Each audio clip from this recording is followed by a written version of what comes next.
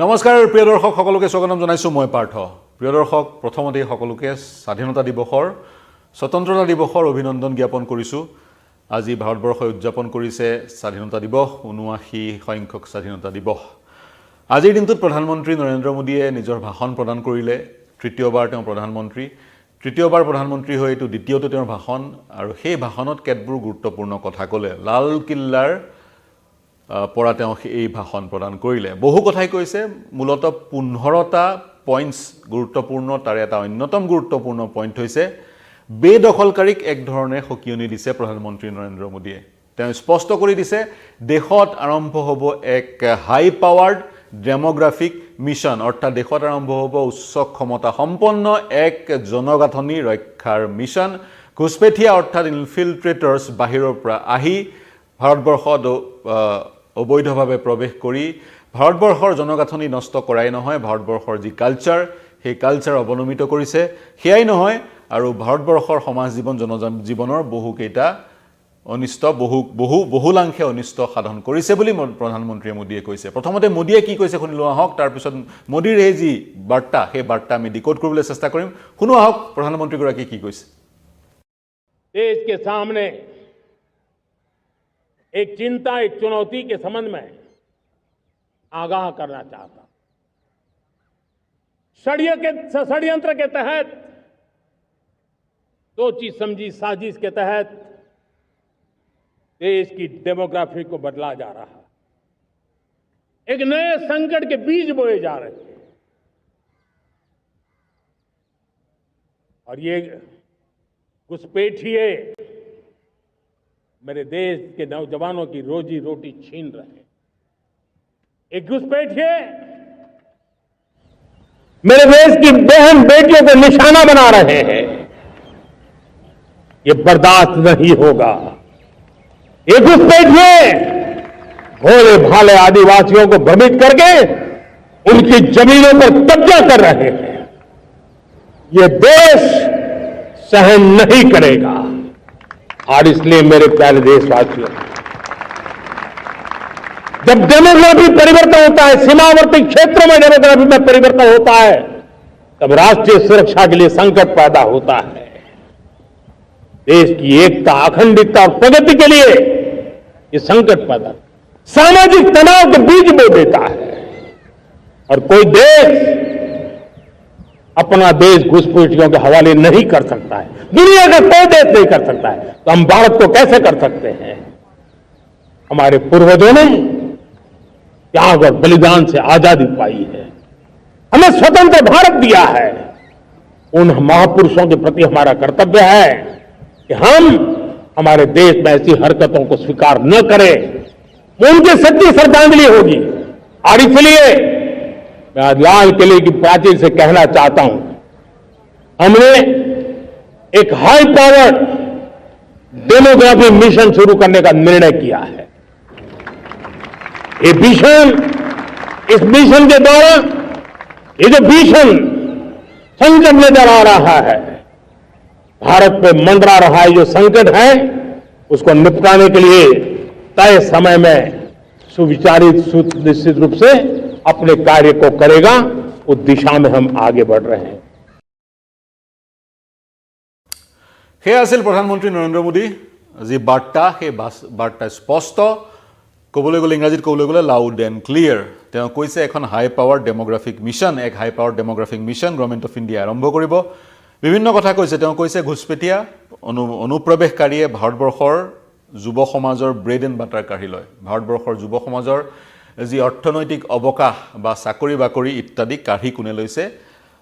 প্ৰবজনকাৰীয়ে তেওঁ লগতে কৈছে প্ৰবজনকাৰীয়ে আমাৰ নাৰীক টাৰ্গেট কৰি লয় আমাৰ ডটাৰ্ছ এণ্ড সিষ্টাৰ আমাৰ ভগ্নীসকল আৰু পুত্ৰীসকলক টাৰ্গেট কৰি লয় সেই অনুপ্ৰৱেশকাৰীয়ে গতিকে এই মন্তব্যৰ যোগেদি তেওঁ কৰবাত নহয় কৰবাত লাভ জিহাদৰ প্ৰসংগ উল্লেখ কৰিছে তাৰ সমান্তৰালকৈ তেওঁ কৈছে এই ঘুসপেঠিয়া প্ৰবজনকাৰীয়ে আমাৰ যি আদিবাসী জনতা আদিবাসী যি আমাৰ লোকসকল আছে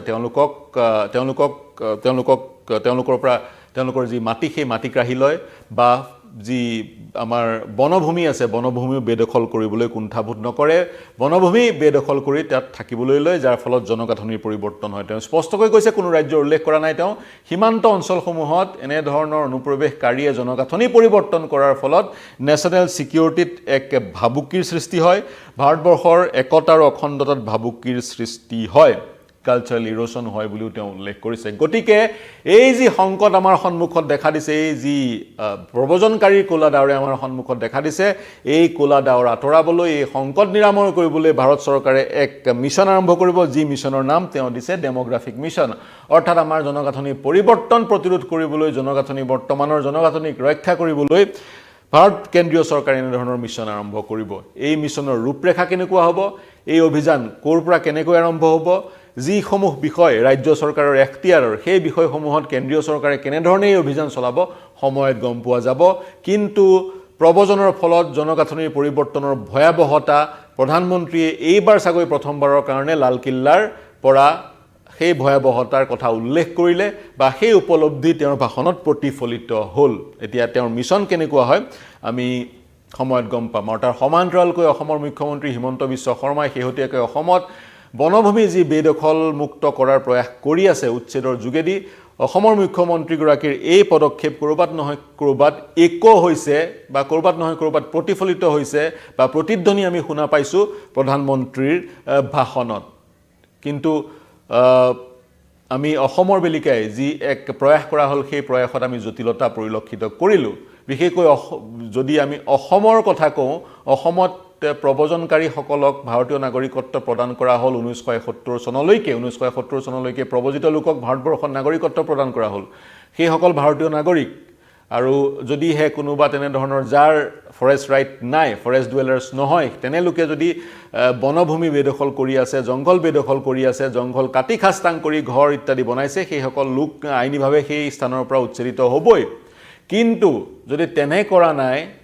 আন ধৰণেৰে পৰিকল্পিতভাৱে ষড়যন্ত্ৰমূলকভাৱে সেই প্ৰবজিত লোকসকল 1971 পূৰ্বৰ ভাৰতীয় নাগৰিক হিচাপে মৰ্যাদা লাভ কৰা লোকসকল যিসকল এসময়ত প্ৰবজিত হৈ আহিছিল তেওঁলোকে যদি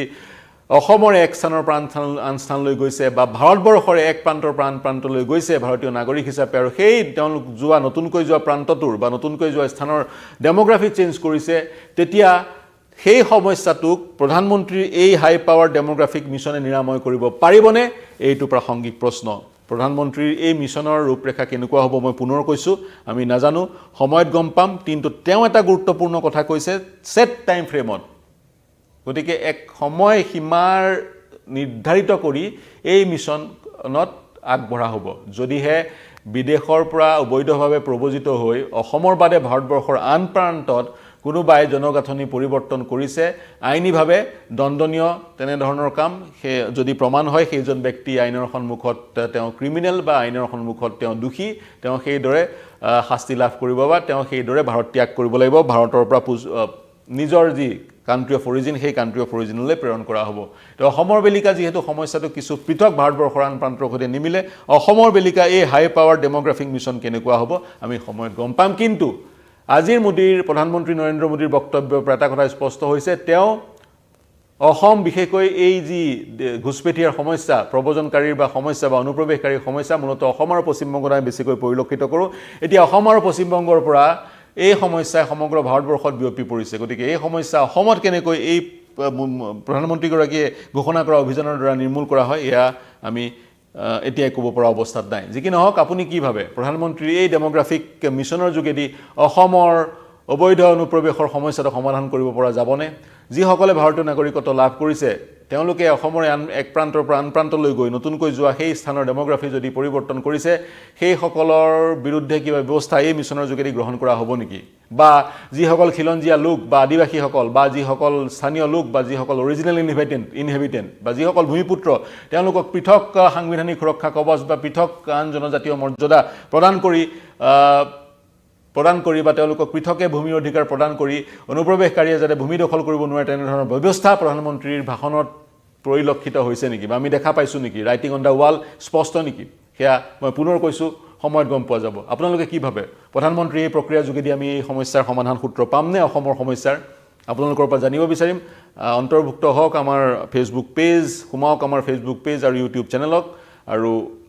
যদি কিবা মন্তব্য কৰিব বিচাৰে, প্ৰতিক্ৰিয়া প্ৰকাশ কৰিব বিচাৰে, কমেণ্ট ছেকশ্যনত প্ৰতিক্ৰিয়া মন্তব্য প্ৰকাশ কৰিব। এই বিশ্লেষণ কেনে পালে জনাব। প্ৰধানমন্ত্ৰী ভাষণৰ এই গুৰুত্বপূৰ্ণ অংশ আপুনি কেনেদৰে গ্ৰহণ কৰে জনাব আমাক।